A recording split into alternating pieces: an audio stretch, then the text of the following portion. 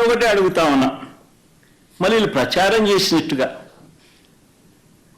14 లక్షల కోట్లు ఏమైంది, 12.5 లక్షల కోట్లు ఏమైంది, 10 లక్షల కోట్లు ఏమైంది?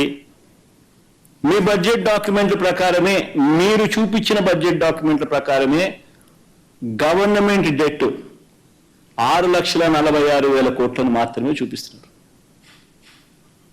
మరి 6,46,000 కోట్లు మాత్రమే ఉందని చెప్పి మీ గవర్నమెంట్ డాక్యుమెంట్లలో మీరే చూపించగా, మరి ఇవన్నీ ఇంతకు ముందు చేసిన ప్రచారాలు దుష్ప్రచారాలే కదా. మరి ఆ మాదిరిగా చేయడం ధర్మమేనా? మరి ఎవరి పాలనలో రాష్ట్రం శ్రీలంక అయిపోయింది? అప్పురత్న అన్న బిరుదు ఎవరికి ఇవ్వాలి? కంపౌండెడ్ యాన్యువల్ గ్రోత్ రేట్ ఆయన హయాంలో 22.63%, మా హయాంలో 13.57%. ఎవరికి ఇవ్వాలి బిరుదు? గవర్నమెంట్ డెట్ వాళ్ళ బడ్జెట్ డాక్యుమెంట్ ప్రకారం తీసుకున్న కంపౌండెడ్ యాన్యువల్ గ్రోత్ రేట్ 19.54%, మా హయాంలో 15.61%. పోనీ ఎవరికి ఇవ్వాలా? అప్పురత్న అనే అవార్డు ఎవరికి ఇవ్వాలా? రాష్ట్రం శ్రీలంక ఎవరి హయాంలో అయ్యింది? అది ఎవరుంటే అయ్యే అవకాశాలు ఎక్కువ. అది బెటర్ క్వశ్చన్, ఎందుకంటే అట్లా కాలా. కానీ అయ్యింది అని చెప్పి గంభీరంగా ప్రచురణ. ఎందుకు? సూపర్ 6 ఇవ్వాలి, సూపర్ 7 ఇవ్వాలి.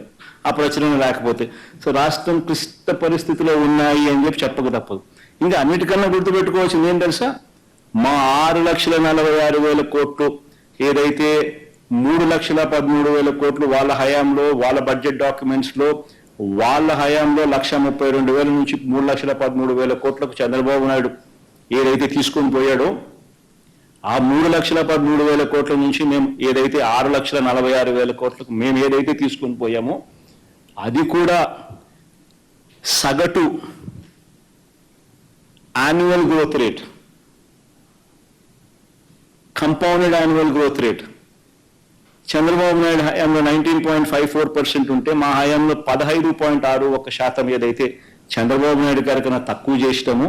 ఇవన్నీ కూడా ఏంటి? 2 సంవత్సరాలు కోవిడ్ ఉన్న పరిస్థితుల మధ్య ఈ పర్ఫార్మెన్స్ మాకు ఎందుకు అవార్డు ఇవ్వాలి అని అంటే 2 సంవత్సరాలు కోవిడ్ ఉన్నా కూడా చంద్రబాబు కన్నా బెటర్ పర్ఫార్మెన్స్ ఇచ్చినాం. కోవిడ్ వల్ల దేశం కాదు ప్రపంచ ఆర్థిక పరిస్థితులన్నీ కూడా అతలాకుతలమైన పరిస్థితులు, రాష్ట్రంలో కూడా అతలాకుతలమైన పరిస్థితులు, రాష్ట్రంలో రావాల్సిన ఆదాయాలు తగ్గిన పరిస్థితి, రాష్ట్రంలో అనుకోని ఖర్చు పెరిగిన పరిస్థితులు. ఇన్ని నేపథ్యంలో కూడా చంద్రబాబు నాయుడు కన్నా బెటర్ పర్ఫార్మెన్స్ ఇస్తూ ఉన్న డేటా.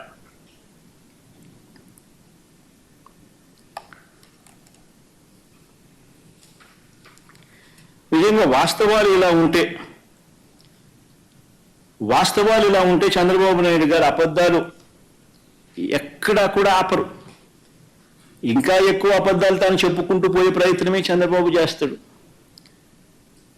ఇవన్నీ చెప్పుకుంటూ చంద్రబాబు నాయుడు ఇంకా ఒక అడుగు ముందుకేస్తే చెల్లించాల్సిన బిల్లులు ఉన్నాయి, చెల్లించాల్సిన బకాయిలు ఉన్నాయి అని కొత్తగా ఏదో ఇప్పుడే తానేదో ఈ ప్రభుత్వంలో మాత్రమే ఇది జరిగింది అన్నట్టుగా చంద్రబాబు నాయుడు గారు చెప్పుకొస్తా ఉన్నారు. నేను అడుగుతా ఉన్నా, ప్రతి ప్రభుత్వంలో కూడా ప్రతి సంవత్సరం కూడా బిల్స్ అన్ని కూడా ఏదైతే అప్లోడ్ అయి ఉంటాయి, అప్లోడ్ అయిన బిల్స్ను న్యాచురలీ కొంచెం స్పిల్ ఓవర్ ఉంటాయి. ఇవన్నీ సర్వసహజంగా జరుగుతూ ఉంటాయి.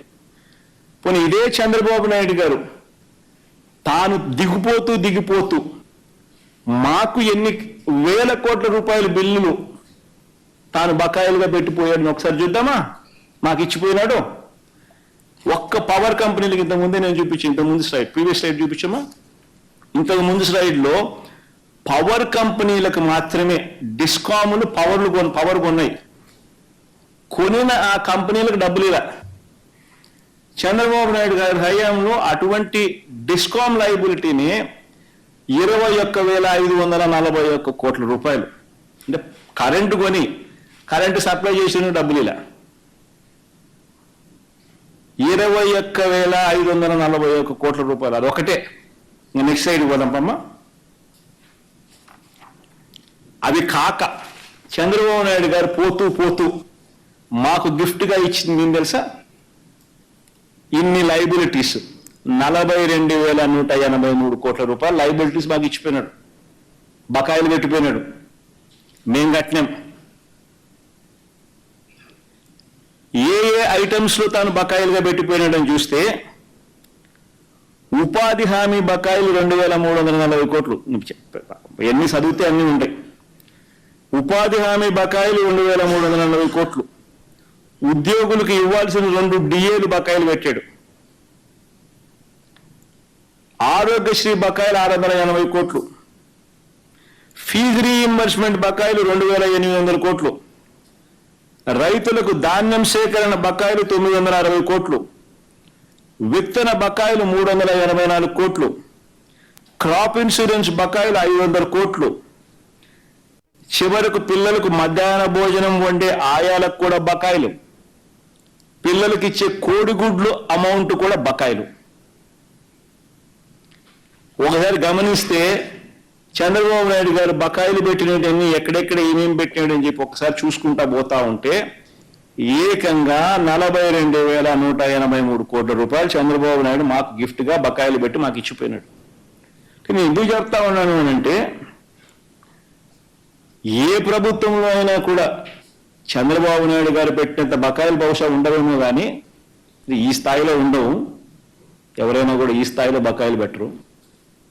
కానీ కొద్ది గొప్ప బకాయిలు అనేవి జనరల్గా స్పిల్ ఓవర్ ఉంటాయి. ఒక సంవత్సరం అయిపోయిన తర్వాత నెక్స్ట్ ఇయర్కి వచ్చేసరికి న్యాచురల్గానే అప్లోడ్ అయిన బిల్స్ కొన్ని స్పిల్ ఓవర్ అయి కొన్ని బకాయిలు ఉండడం సర్వసహజం.